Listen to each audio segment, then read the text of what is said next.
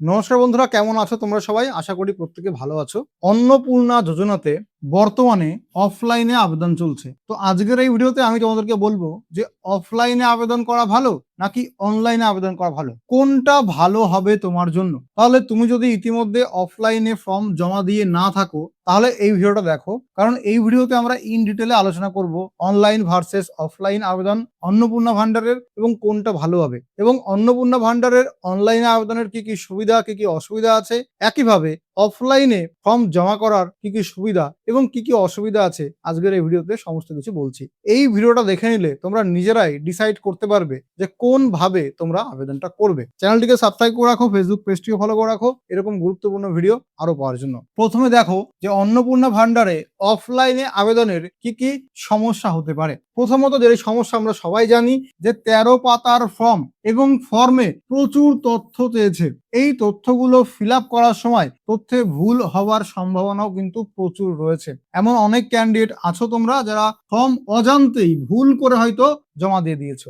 এছাড়া তুমি যদি ফর্ম ঠিকভাবে ফিল আপ করে জমাও দাও, মানে ফর্মে তুমি তোমার সমস্ত তথ্য সঠিক করে ফিল আপ করেছো, ফিল আপ করে জমা দিয়ে দিয়েছো, তার মানে এই না যে তোমার ফর্মটা সঠিক করে জমা হলো। কারণ তোমার অফলাইন ফর্মটা দেখে দেখে ডাটা এন্ট্রি অপারেটর যারা আছে তারা অনলাইন পোর্টালে সেটা তুলবে, এবং তারা যখন ওই অনলাইন পোর্টালে তোমার ফর্মটা দেখে দেখে ডিজিটাইজ করবে তখন কিন্তু ভুল করতে পারে তারাও, কারণ ডাটা এন্ট্রি অপারেটররাও মানুষ। কিছুদিন আগে সবেমাত্র এসআইআর এ তারা কিন্তু ইনভলভ ছিল, যুবসাথীতে এই ডাটা এন্ট্রি করার জন্য ইনভলভ ছিল, আবার একইভাবে অন্নপূর্ণা ভান্ডার প্রকল্পে যে 13 পাতার ফর্ম সেটা দেখে দেখেও তাদেরকে কম্পিউটারে তুলতে হবে। এবার একজন মানুষের পক্ষে এত কাজ, এত প্রেসার কি করে সম্ভব হবে? ছোট একটা আধার কার্ডের নাম্বার, ছোট একটা ব্যাংকের আইএফএসসি কোডের নাম্বার, একটা নাম্বার এদিক ওদিক হয়ে গেলেই ভুল হতে পারে। তো যুবসাথীর ক্ষেত্রে আমরা দেখেছিলাম যে অনেকে অফলাইন ফর্ম জমা দিয়েছে, সঠিকভাবে ফিল আপ করেছে, তবুও তারা টাকা পায়নি, তাদের নাম রিজেক্টেড লিস্টে চলে গেছে, হয়তো তাদের আধার কার্ডে ভুল হয়ে গেছে, ব্যাংক অ্যাকাউন্টে ভুল হয়ে গেছে। এই ভুলগুলো কিন্তু সাধারণ আবেদনকারীরা করেনি, তারা সঠিক করে ফিল আপ করেছিল, কিন্তু সরকারি যারা আধিকারিক, যারা দায়িত্ব ছিল ওই ফর্মগুলো দেখে দেখে কম্পিউটারে ডেটা এন্ট্রি করা বা ডিজিটাইজ করা, সেই সমস্ত ডাটা এন্ট্রি অপারেটর তারা ভুলটা করেছে, তাদের দ্বারা ভুলটা হয়ে গেছে অনিচ্ছাকৃত। তো এরকমটা হতে পারে। তো এক্ষেত্রে অফলাইনে তুমি সব কিছু ফিল আপ করে সঠিকভাবে জমা দিলে এবং সেটা দেখে দেখে যখন সরকারি আধিকারিকরা অফিসিয়াল পোর্টালে আপলোড করবে বা ডেটা এন্ট্রি করবে বা ডিজিটালাইজ করবে তখনও ভুল হওয়ার সম্ভাবনা রয়েছে। তো এটাও একটা বড় অসুবিধা। এছাড়া মে মাসে ফর্ম ফিল আপ চলছে, মে মাস, জুন মাস, জুলাই মাস, 90 দিন ফর্ম ফিল আপ চলবে। তো এই রোদে গরমে দৌড়াদৌড়ি করে প্রচুর হয়রানি হতে হচ্ছে সাধারণ মানুষদের। প্রথমত আমাদের ছিল কি ডিবিটি লিঙ্ক করতে হবে, ব্যাংকে প্রচুর লাইন, সাইবার ক্যাফেতে প্রচুর লাইন, এই গরমের মধ্যে রোদের মধ্যে। তারপরে কি হয়েছে, ভেরিফিকেশন করতে হবে। ভেরিফিকেশন যেহেতু উত্তর 24 পরগনা জেলাতে ছিল অনলাইনে, সেখানেও প্রচুর মানুষ লম্বা লম্বা লাইন দিয়ে রাত 12টা 1টা পর্যন্ত এই কাজ করেছে। তারপরে ফর্ম দিয়েছে 13 পাতার, সেই ফর্মটা এখন ফিল আপ করতে হবে। বিডিওতে যাও, এসডিওতে যাও এবং ক্যাম্পে যাও বা মিউনিসিপ্যালিটিতে যাও, সেখানে গিয়ে ফর্মটা পূরণ করো, তারপরে ডকুমেন্ট জোগাড় করো, সেই ফর্মটা জমা দাও। তো প্রচুর হয়রানি সাধারণ মানুষ হচ্ছে, যার জন্য তারা কিন্তু অলরেডি ক্ষিপ্ত। তো সেক্ষেত্রে আমি বলছি অফলাইনে ফর্ম ফিল আপ করলে এতগুলো সম্ভাবনা রয়েছে ভুল হওয়ার, যেখানে তথ্যে তুমি নিজেও ভুল করতে পারো, তুমি ভুল না করলেও ডাটা এন্ট্রি অপারেটররা বাই মিস্টেক ভুল করে দিতে পারে, সেটা কিছু করার নেই। এছাড়া এই গরমের মধ্যে দৌড়াদৌড়ি করতে হতে পারে। এবং আরেকটা কথা হচ্ছে, ফর্ম জমা দেওয়ার সঙ্গে সঙ্গে অনেক জায়গায় অ্যাকনোলেজমেন্ট স্লিপ দেবে, আইডি নাম্বার লিখে দেবে, অনেকে সেই নাম্বারটা পাবে না। তো এরকমটা ভুল আমরা আগেও দেখেছি, ঠিক আছে। এরপরে দেখো অনলাইনে আবেদন করলে কি সুবিধা এবং কি অসুবিধা সেটা বলছি। তবে অনলাইনে আবেদন শুরু হওয়ার কথা আছে 1 জুন থেকে। সিএম, বিজেপির সিএম মাননীয় শুভেন্দু অধিকারী মহাশয় 1 জুন থেকে যে অনলাইনে আবেদন চালু হবে সেই কথা বলেছে, এবং 1 জুন থেকে আগামী 90 দিন অনলাইনে আবেদন চলবে। তাহলে জুন মাস যাবে, জুলাই মাস যাবে এবং আগস্ট মাস, তাহলে আগস্ট 31 পর্যন্ত বা 30 পর্যন্ত এখানে কিন্তু অনলাইনে ফর্ম ফিল আপ চলবে। অনলাইনে ফর্ম ফিল আপ কোথায় হবে? এই যে পোর্টাল আছে socialsecurity.wb.gov.in, এইটা আগে লক্ষ্মীর ভান্ডার পোর্টাল ছিল, এখন অন্নপূর্ণা ভান্ডার পোর্টাল করা হয়েছে। এই পোর্টাল থেকেই তোমরা সম্ভবত যে ফর্মটা আছে সেই ফর্মটা ডাউনলোড করেছো, অর্থাৎ অন্নপূর্ণা ভান্ডারের যে ফর্মটা রয়েছে সেই ফর্মটা কিন্তু এখান থেকেই ডাউনলোড করেছো, ঠিক আছে। এইবার যখন অনলাইনে ফর্ম ফিল আপ চালু হবে, এখানেই কিন্তু অনলাইনে ফর্ম ফিল আপ করার লিঙ্ক দেবে, তখন তোমাদের মোবাইল নাম্বার দিয়ে ক্যাপচা দিয়ে সাইন ইন করে তারপরে ফর্মটা ফিল আপ করতে হবে। ঠিক আছে, তাহলে কবে থেকে ফর্ম ফিল আপ করতে হবে? 1 জুন থেকে ফর্ম ফিল আপ শুরু হবে এবং আগস্ট মাসের 30 তারিখ লাস্ট দিন পর্যন্ত ফর্ম ফিল আপ চলতে পারে। টোটাল 90 দিন রয়েছে এখানে ফর্মটা ফিল আপ করার জন্য অনলাইনে। ঠিক আছে, তাহলে অনলাইনে ফর্ম ফিল আপ করার কি কি সুবিধা আছে? অনেক সুযোগ সুবিধা আছে, সেগুলো আলোচনা করছি এবং তার মধ্যে এটাও বলবো যে অনলাইনে আবেদন করলে কি অসুবিধা হতে পারে সেটাও একসঙ্গে বলে নিচ্ছি, তাহলে দুটোই জেনে নাও। প্রথমত, অনলাইনে আবেদন করলে বাড়ি বসে করতে পারবে, দৌড়াদৌড়ি করতে হবে না।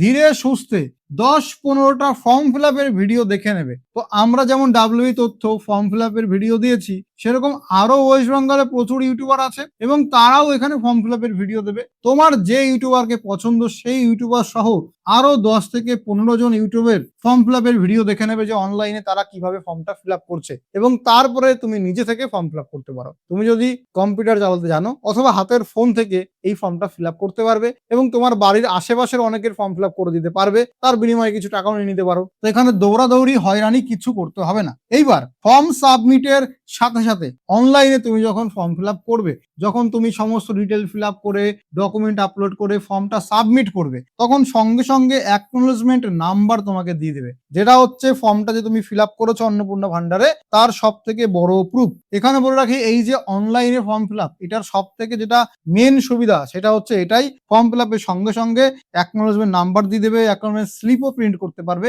এই নাম্বার দিয়ে পরবর্তী তুমি স্ট্যাটাসটা চেক করতে পারবে যে আমার ফর্মের স্ট্যাটাসটা কি। তাহলে এটা খুব ভালো একটা সুবিধা। ঠিক আছে, আর একটা কথা বলে দিই, যেহেতু এখানে 1 জুন থেকে অনলাইনে ফর্ম ফিল আপ হচ্ছে, মাথায় রাখবে সঙ্গে সঙ্গে অনলাইনে ফর্ম ফিল আপ করবে না, অন্তত কম করে 10 থেকে 15 দিন বাদে। ঠিক আছে, 10 থেকে 15 দিন বাদে ফর্ম ফিল আপ করবে। তার কারণ এখানে অনলাইনে ফর্ম ফিল আপের কিছু সুবিধা, সেটা তো বললাম। অসুবিধা দেখো, প্রথমে সার্ভার কিন্তু ডাউন থাকতে পারে। ঠিক আছে, প্রথমে যখন লঞ্চ করা হবে যে কোনো গভর্নমেন্ট সাইট, সার্ভার ডাউন থাকে এবং পশ্চিমবঙ্গে অনলাইনে ফর্ম ফিল আপের জন্য সবাই অপেক্ষা করে বসে আছে। যখনই পোর্টাল লঞ্চ করা হবে একসঙ্গে প্রচুর লোক ওয়েবসাইট খোলার চেষ্টা করবে, সার্ভার ডাউন হয়ে যাবে, ফর্ম ফিল আপ ঠিক মতো হবে না। তাই অন্তত কম করে 10 থেকে 15 দিন পরে ফর্ম ফিল আপ করার চেষ্টা করবে। এছাড়া যেমন অন্নপূর্ণা ভান্ডারের অফলাইন ফর্ম 27 তারিখ 9:30টার সময় ফার্স্ট ফর্ম দিয়েছিল, সেই ফর্মটা 28 তারিখে আবার চেঞ্জেস করে দিয়েছে। ডিবিটি এবং প্রকল্পের নাম প্রত্যাহার করতে চাও কিনা সেখানে একটা টিক মার্ক করার অপশন দিয়েছে। তাহলে যারা 27 তারিখে ফর্মটা ডাউনলোড করে ফিল আপ করে নিয়েছে তাদের কিন্তু আবার পুনরায় 28 তারিখে নতুন ফর্মটা ফিল আপ করতে হয়েছে। এটা একটা হয়রানি। একইভাবে অনলাইনেও হতে পারে, মনে করো 1 জুন তারা তাড়াহুড়ো করে, যেহেতু দ্রুত লঞ্চ করতে হবে ওয়েবসাইটটা, তো কোনো প্রকার ভুল করে দিল, তারপরে আবার তারা মনে করো 7 দিন পরে, মনে করো 7 জুন বা 6 জুন তারা কিছু পরিবর্তন করলো ওয়েবসাইটে। মনে করো 200 কেবির প্রথমে তোমাকে ছবি আপলোড করার অপশন দিল, তারপর সেটা চেঞ্জ করে 500 কেবি করে দিল। প্রথমে পিডিএফ আপলোড করতে হতো, পরে শুধুমাত্র জেপিজি আপলোড করতে হবে তার অপশন দিল। বা প্রথমে সেলফ অ্যাটাস্টেড করে আপলোড করতে হবে, পরবর্তীতে অরিজিনাল আপলোড করতে হবে। এরকম চেঞ্জেস কিন্তু আসতে পারে, যার জন্য ওয়েট করাটা খুবই জরুরি। কারণ আমরা যুবসাথী ফর্ম ফিল আপের ক্ষেত্রে দেখেছিলাম, প্রথমে যখন ওয়েবসাইট লঞ্চ করা হয়েছে যুবসাথীর, তখন ওয়েবসাইটে প্রচুর ইরর ছিল, ওটিপি আসছিল না, সার্ভারের সমস্যা ছিল এবং সেখানে প্রথমে ছবি আপলোড করার অপশন ছিল 2 MBর মধ্যে, পরে সেটাকে চেঞ্জ করে 200 কপি করে দিয়েছে। আবার প্রথমে অপশন ছিল যে ডকুমেন্টের ছবি তুললেই হবে, পরবর্তীতে ওই ডকুমেন্টের জেরক্স করে আবেদনকারী সই করতে হবে জেরক্সের উপরে, মানে সেলফ অ্যাটাস্টেড করতে হবে, তারপরে সেটার ছবি আপলোড করতে হবে। তো এরকম সমস্যা হয়েছিল। তো অনলাইনে এইরকম সমস্যা হতে পারে, সার্ভার ইরর এবং ফর্ম পরিবর্তন করতে পারে। তাহলে যদি 1 জুন থেকে ফর্ম ফিল আপ শুরু হয়, তুমি 15 জুন নাগাদ ফর্মটা ফিল আপ করো, তাহলে সব দিক থেকে তুমি সেফ থাকবে। তাহলে আশা করি তোমরা বুঝে গেছো যে কোনটা তোমরা ফর্ম ফিল আপ করবে। আচ্ছা, অফলাইনে যে ফর্ম ফিল আপ করা হয় না, সেখানে একটা সুবিধা হচ্ছে কোন ঘরে কি লিখতে হবে তুমি যদি না বুঝতে পারো, সেটা তুমি সরকারি আধিকারিকদের জিজ্ঞেস করতে পারো। জনতা শিবির ক্যাম্পে গিয়ে জিজ্ঞেস করতে পারো, বিডিও এসডিও থেকে জিজ্ঞেস করতে পারো, অথবা তোমার বাড়ি বাড়ি যে সমস্ত স্টাফ আসবে বিধায়কের পক্ষ থেকে তাদের কাছেও জিজ্ঞেস করে নিতে পারো। তো তুমি এখন অফলাইন ফর্মে সমস্ত কিছু জিজ্ঞেস করে রাখো এবং যখন অনলাইনে আবেদন শুরু হবে তখন অনলাইনে আবেদন করো, আমি এটা সাজেস্ট করবো। এইবার ডকুমেন্ট কি কি লাগবে দেখো, ভালো করে বুঝবে। অফলাইন ও অনলাইন ফর্ম প্রায় একই রকম হবে। অন্নপূর্ণা ভান্ডারে এখন যে অফলাইন ফর্ম বেরিয়েছে সেখানে যা ডকুমেন্ট চেয়েছে সেখানে যে যে তথ্য চেয়েছে অনলাইন ফর্মেও প্রায় একই রকম তথ্য ও ডকুমেন্ট চাইবে। তাই অফলাইন ফর্ম ফিল আপ করার সময় বা জমা দেওয়ার সময় যা যা ডকুমেন্ট লাগবে সেই একই ডকুমেন্ট অনলাইনে আবেদন করার সময় লাগবে এবং অনলাইনে ডকুমেন্ট আপলোড করার ক্ষেত্রেও ওই সমস্ত ডকুমেন্টই লাগবে। তাহলে আমি এখানে 19টা থেকে 20টা ডকুমেন্টের লিস্ট বলছি, এই ডকুমেন্টগুলো যদি জোগাড় করে রাখো তাহলে তোমার ক্ষেত্রে ভালো। এবার এই 19টা বা 20টা ডকুমেন্ট সবার লাগবে না, এর মধ্যে 10টা ডকুমেন্ট মাস্ট প্রত্যেকের লাগবে, বাদ বাকি 9টা থেকে 10টা যে ডকুমেন্ট আছে সেগুলো অপশনাল, সেগুলো যাদের আছে তারা দেবে, যাদের নেই তারা দেবে না। তাহলে কি কি ডকুমেন্ট লাগবে, যে ডকুমেন্টগুলো তুমি জোগাড় করে রাখলে তোমার জন্য একটা প্লাস পয়েন্ট হবে, সেটাই এই ভিডিওতে বলছি। দেখো, প্রথমে আমরা যে সমস্ত ডকুমেন্ট নিয়ে আলোচনা করব সেগুলো হচ্ছে মাস্ট ডকুমেন্ট। দেখো, প্রথমে আধার কার্ড লাগছে পরিবারের প্রধান, হেড অফ দ্য ফ্যামিলি, এবং পরিবারের বাকি সমস্ত সকল মেম্বার বা সদস্যদের যাদের তুমি ফর্মে রাখতে চাইছো তাদের প্রত্যেকের আধার কার্ড, এবং আধার কার্ডের সাথে লিঙ্ক করা ফোন নাম্বার দিতে হবে পরিবারের প্রধানের। তার সঙ্গে ডিজিটাল রেশন কার্ড লাগবে, ব্যাংকের তথ্য লাগবে পরিবারের প্রধান ও পরিবারের সকল সদস্যদের। ব্যাংকের তথ্যের মধ্যে bank account number, IFSC code এবং ব্যাংকের নাম। আর একটা কথা, যে আবেদন করবে সেই আবেদনকারী মহিলা যেই ব্যাংক অ্যাকাউন্ট ফর্মে দেবে সেই ব্যাংকে আধার ও ডিবিটি দুটোই কিন্তু লিঙ্ক থাকতে হবে। ভালো করে মাথায় রাখবে, ফর্ম ফিল আপ করার সময় আবেদনকারী মহিলার যে ব্যাংক অ্যাকাউন্ট দেবেন ফর্মে, অনলাইনে বা অফলাইনে ফর্ম ফিল আপ করার সময় সেই ব্যাংকে আধার ও ডিবিটি লিঙ্ক থাকা চাই, না হলে কিন্তু টাকা ঢুকবে না। এইবার তুমি ডিবিটি কি করে করবে এটা নিয়ে আমরা অলরেডি ভিডিও বানিয়েছি, অনলাইনে বাড়ি বসেই ডিবিটি করতে পারো। আমাদের ভিডিও দেখে প্রচুর মানুষজন অনলাইনে ডিবিটি করতে পেরেছে, তোমরা ভিডিওটা দেখে নিয়ে বাড়ি বসে ডিবিটি করে নিও। এছাড়া তুমি যদি বাড়ি বসে ডিবিটি না করতে পারো সেক্ষেত্রে ব্যাংকে গিয়ে তোমাকে ডিবিটি করতে হবে, ঠিক আছে। এরপর দেখো কি লাগবে,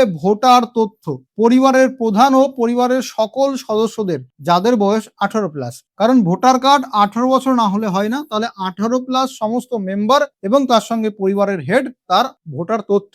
ভোটার তথ্যের মধ্যে কি কি চেয়েছে, প্রথমত ভোটার কার্ডের নাম্বার, এপিক নাম্বার, তার সঙ্গে বিধানসভা ক্ষেত্র ও অংশ নাম্বার। এটা কোথায় পাবে, ভোটার স্লিপ ডাউনলোড করবে তুমি, ইএপিক ডাউনলোড করলেও জানতে পারবে, বা তোমার যে ভোটার লিস্ট আছে সেখানেও জানতে পারবে।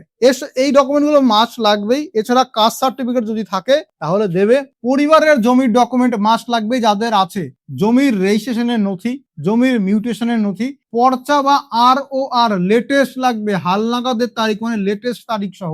এর সঙ্গে জমির রেকর্ড সেটাও লেটেস্ট লাগবে। পরিবারের অন্য সদস্যদের নামে যদি জমি থাকে তাহলে সেই সমস্ত সকল সদস্যদের ডকুমেন্ট লাগবে, রেজিস্ট্রেশনের নাম্বার, ROR হালনাগাদের তারিখ সহ। এরপরে যদি ব্যক্তিগত গাড়ি থাকে, পার্সোনাল গাড়ি, কমার্শিয়াল গাড়ি বা বাণিজ্যিক গাড়ি নয়, অবাণিজ্যিক গাড়ি বা ব্যক্তিগত গাড়ি, সেক্ষেত্রে তোমার কতগুলো গাড়ি আছে, 1টা 2টো বা 3টে, সেটা তো লিখতে হবে ফর্মে। তার সঙ্গে লিখতে হবে গাড়ি থাকলে গাড়ির রেজিস্ট্রেশন নাম্বার এবং গাড়ির মডেল নাম্বার। এক্ষেত্রে 4 চাকা, জিপ, ট্রাক্টর এগুলোও কিন্তু এই গাড়ির মধ্যে ধরা হচ্ছে। এরপরে ডকুমেন্ট আসবে 10 নম্বর, সরকারি বা প্রাইভেট হেলথ ইন্স্যুরেন্স যদি থাকে তাহলে তার ডকুমেন্ট লাগবে। পরিবারের প্রধানের নামে যদি থাকে তাহলে তারও ডকুমেন্ট, এবং মনে করো একজন যে পরিবারের প্রধান তার নামে ডকুমেন্ট আছে, মানে তার 10 লাখের হেলথ ইন্স্যুরেন্স করা আছে এবং ওই হেলথ ইন্স্যুরেন্সে পরিবারের বাদ বাকি সকল সদস্যকে ইনক্লুড করা, তাহলে এই সদস্যদের লাগবে না, কারণ তাদের আলাদা করে ডকুমেন্ট, তাদের আলাদা করে বীমা নেই, শুধুমাত্র এই হেডের নামে আছে এবং তার ডকুমেন্টের মধ্যে এরা ইনক্লুড। তাহলে শুধুমাত্র এই যে পরিবারের প্রধান তার ডকুমেন্ট লাগবে। কত টাকার সে বীমা করিয়েছে, বীমা আলাদা আলাদা হয়, 10 লাখ, 15 লাখ, 20 লাখ, তাহলে কত টাকার সে বীমা করিয়েছে এবং কত টাকা প্রিমিয়াম সে জমা দেয়, সে কি বছরে প্রিমিয়াম দেয় নাকি মাসে জমা দেয় নাকি 3 মাসে একবার দেয় নাকি 6 মাসে একবার দেয়, সেই সমস্ত তথ্য তোমাকে দিতে হবে। এই সমস্ত তথ্য তো তোমার পলিসিতে লেখা থাকবে, বা তোমার পলিসির যে অ্যাডভাইজার আছে তাকে জিজ্ঞেস করবে, সেও জানবে। এখানে একটা প্রশ্ন হচ্ছে, যদি পরিবারে তোমার 3 জন মেম্বার থাকে এবং 3 জন মেম্বারের নামে যদি আলাদা আলাদা বীমা থাকে, মনে করো যে প্রধান তার নামে আছে 10 লাখ বীমা, যে 2 নাম্বার সদস্য তার নামে 20 লাখ বীমা, যে 3 নম্বর সদস্য তার নামে 50 লাখ বা 5 লাখ বীমা। যদি প্রত্যেকের আলাদা আলাদা সেপারেট বীমা থাকে তাহলে সেপারেট ডকুমেন্ট লাগবে। যদি পরিবারের একজনের নামে বীমা থাকে, বাদ বাকি সবাই সেখানে ইনক্লুড আছে, তাহলে যে পরিবারের হেড শুধুমাত্র তার ডকুমেন্ট হলেই হবে, ঠিক আছে। এইবার ইনকাম ট্যাক্স যদি দাও, প্রফেশনাল ইনকাম ট্যাক্স, তাহলে তার ডকুমেন্ট। এছাড়া প্যান কার্ড লাগবে পরিবারের প্রধান ও পরিবারের সকল সদস্যদের। কর্মসংস্থান ডকুমেন্ট বা স্বঘোষণাপত্র, তুমি এখানে কি কাজ করো বা তোমার বাড়ির যে প্রধান সে কি কাজ করে। সে যদি সরকারি কর্মী হয়, প্রাইভেট কর্মী হয়, তাহলে তার ডকুমেন্ট আছে। সরকারি কর্মী থাকলে তার নির্দিষ্ট ডকুমেন্ট, অ্যাপয়েন্টমেন্ট লেটার বা জয়নিং লেটার বা স্যালারি স্লিপ। প্রাইভেট চাকরি করলেও সেম।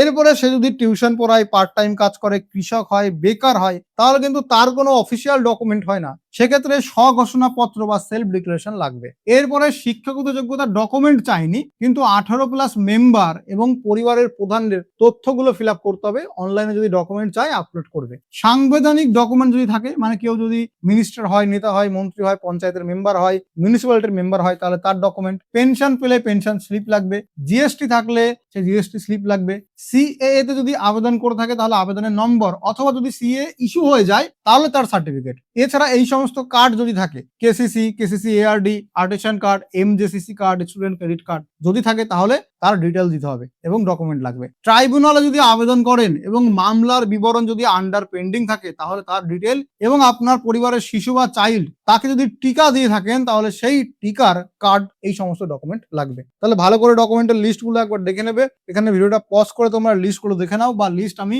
ডেসক্রিপশন বক্সে বা পিন কমেন্টে দিয়ে রাখবো, ঠিক আছে?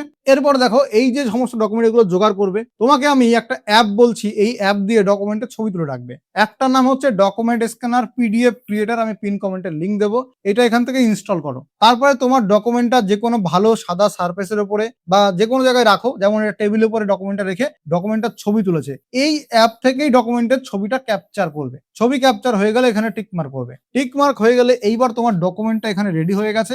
এইবার তুমি ডকুমেন্টে ফিল্টার অ্যাড করতে পারো, তুমি কোন ধরনের ডকুমেন্ট চাও, কালার ডকুমেন্ট, সাদা কালো ডকুমেন্ট, এগুলো দেখো। আমরা যে প্রিন্টার কিনি, ওই প্রিন্টার যে স্ক্যানার থাকে, ওই স্ক্যানারে যে কোনো ডকুমেন্ট স্ক্যান করলে যেরকম প্রপার ভালোভাবে স্পষ্ট বোঝা যায়, সেই রকম ডকুমেন্ট তোমার হয়ে যাবে। ফোন থেকেই ছবি তুলে করতে পারবে। এবং তুমি যদি ছবি তোলো, এরকম ব্যাকা তুললে বা ক্রপ করতে পারছো না, এই অ্যাপ থেকে অটোমেটিক্যালি সোজাভাবে প্লেন ভাবে ক্রপ করার অপশন আছে। তাহলে এই অ্যাপটা অবশ্যই ডাউনলোড করে নাও। গুগল প্লে স্টোর অথবা আইফোনের অ্যাপ স্টোরে তুমি এই যে ডকুমেন্ট স্ক্যানার, এই অ্যাপটা পেয়ে যাবে। অবশ্যই এই অ্যাপটা ডাউনলোড করে ডকুমেন্টগুলো ছবি তুলে রেডি করে রাখো। এইবার অনলাইনে ফর্ম ফিল আপ করার সময় তোমাকে যদি বলে যে তোমাকে পিডিএফ করে এই ছবিগুলো আপলোড করতে হবে, তাহলে এই ছবিগুলো এই অ্যাপ থেকেই পিডিএফ বানাতে পারবে। যদি বলে পিডিএফ করে না, জেপিজি মানে ছবি তুলে বা পিএনজি করে তোমাকে আপলোড করতে হবে, তুমি এই ডকুমেন্টগুলো ছবি তুলে রাখলে জেপিজি বা পিএনজি কনভার্ট করতে পারবে। এবার কথা হচ্ছে, তোমার যে ভোটার কার্ড, সেই ভোটার কার্ডের দুপাশের ছবি তোমাকে একটা পেজের মধ্যে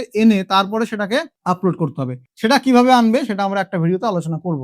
যদি বলে তোমার ছবি 200 কেবির মধ্যে আপলোড করতে হবে বা 500 কেবির মধ্যে আপলোড করতে হবে, তাহলে ডকুমেন্টকে কি করে 200 কপি 500 কপি মানে ওই সাইজের মধ্যে আনবে, সেটাও আমরা পরবর্তী একটা ভিডিওতে আলোচনা করে দেবো। তাহলে এটা হচ্ছে সম্পূর্ণ ভিডিও। অবশ্যই যেই ব্যাংক দিয়ে অন্নপূর্ণা ভান্ডারে অ্যাপ্লাই করবে সেই ব্যাংকের ডিবিটিটা মাস্ট লিঙ্ক করিয়ে নেবে। তাহলে কেমন লাগলো কমেন্ট করে জানিও। যদি কোনো প্রশ্ন থাকে অবশ্যই আমাদেরকে কমেন্ট করো। আমাদের ইউটিউব চ্যানেলটিকে সাবস্ক্রাইব করো, ফেসবুক পেজটিকে ফলো করে রাখো, এরকম গুরুত্বপূর্ণ ভিডিও আরো আসবে। তো আমি এখানে তোমাদেরকে সাজেস্ট করব, অনলাইনে আবেদন করো, দৌড়াদৌড়ি করার কোনো প্রয়োজন নেই। 1 জুন থেকে অনলাইন আবেদন শুরু হলে 10 দিন 15 দিন লেট করে তারপরে ফর্ম ফিল আপ করো। যদি 1 জুনের আগে অনলাইনে আবেদন শুরু হয়, আমাদের চ্যানেলে ফেসবুক পেজে তোমরা ভিডিও পেয়ে যাবে স্টেপ বাই স্টেপ, যে কি করে ফিল আপ করতে হবে অনলাইন ফর্ম, কোন ঘরে কি লিখতে হবে, ডকুমেন্ট আপলোড কি করে করবে, ডকুমেন্ট সাইজে কিভাবে আনবে, সমস্ত কিছু। সুস্থ থেকো, ভালো থেকো, সুরক্ষিত থেকো। দেখা হবে পরবর্তী ভিডিওতে।